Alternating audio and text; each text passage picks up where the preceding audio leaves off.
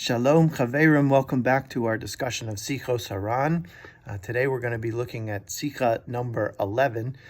Last time in Sicha number 10, we talked about the Yetzer Hara and how when we start to make moves towards improving our avodas Hashem, our service of Hashem, that the Yetzer Hara fights even harder and places obstacles in our path.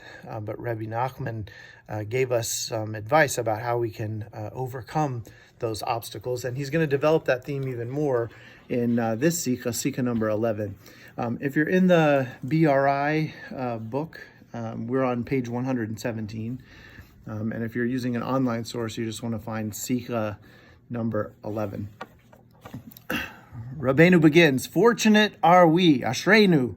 Fortunate are we, for God has been good to us and given us the holiness of Judaism." He's saying we're fortunate just because we've been given the gift of Judaism. The Rebbe said, "I have great joy simply because I was worthy of being in the land of Israel."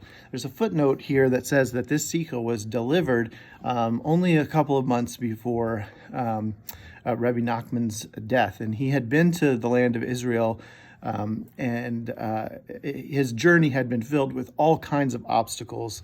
In fact, he didn't get to stay for very long. Once he arrived, he almost immediately had to turn around and come back. But he said he had great joy, he had great simcha, simply because he had been worthy of setting foot in the land of Israel. And Reb Nassan explains here, he says, the Rebbe's voyage to the Holy Land involved much confusion and many frustrations and obstacles, including money, right? He was basically out of money at one point in the journey. And Reb Nassan says, nevertheless, he overcame all barriers. Rabbi Nachman overcame all the barriers and attained his goal of walking in the Holy Land. He said, Rabbeinu Nachman said, "I believe this and understand it fully. Every movement, every thought, and every effort made for the sake of doing something holy is never wasted." So he's saying, he's developing this theme that when you make these moves towards improving your service of Hashem, that every move that you make, every footstep down that path, down that derech is holy. And it's never wasted, and it's a good thing. He's giving you a lot of chizuk here. He's giving you encouragement and saying, even a single step, right, in the right direction is holy, and it's never wasted.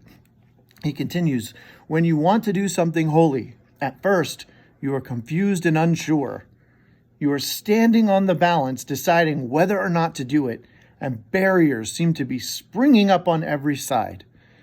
I have this vague memory of, I believe it was a commercial for the Marines that was on all the time when I was a kid. The few, the proud, the Marines, if you remember that commercial. And I seem to recall that there was this man who was basically a knight in shining armor, and he was walking through this sort of dark gauntlet. And as he was going, obstacles, dragons or, bad things would pop up on every side, and he would slay them with his sword. And at the end, he's transformed from this knight into a marine. And so there's this same kind of imagery here. Rabbi Nachman is saying when you make these moves towards doing something holy, that barriers are going to be springing up on every side. Again, this is how the Yetzer Hara operates. And we learned this in Sicha number 10, that these obstacles are going to just pop up, and you're going to have to defeat them. But Rabbi Nachman says, when you're worthy of completing the task, when you're worthy of completing this movement towards Kedusha, towards holiness, your every movement, your every thought, and even the confusion you had in completing this deed are all marked for the good. They are lifted on high and made into very holy and exalted things.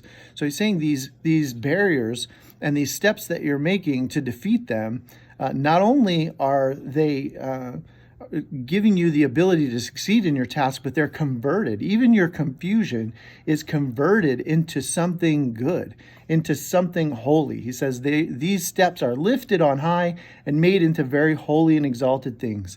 And he ends again, fortunate is he, right? Ashrei, fortunate is he who is worthy of breaking down all barriers and completing each holy task.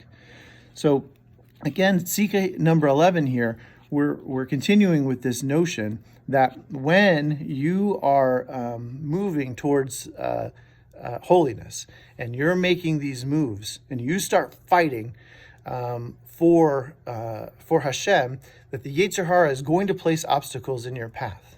It's going to start fighting even harder against you. And as we discussed last time, that's a sign that you're building these spiritual antibodies. You're building strength against the Yetzer Hara, against the Sitra Achara, the other side.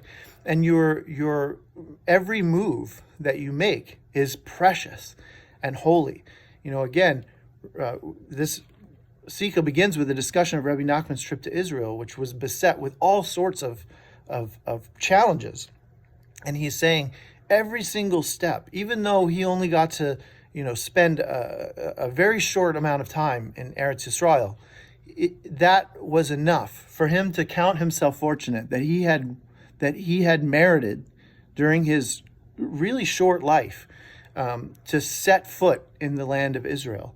And he says that we are fortunate every time that we make any small move towards serving Hashem better.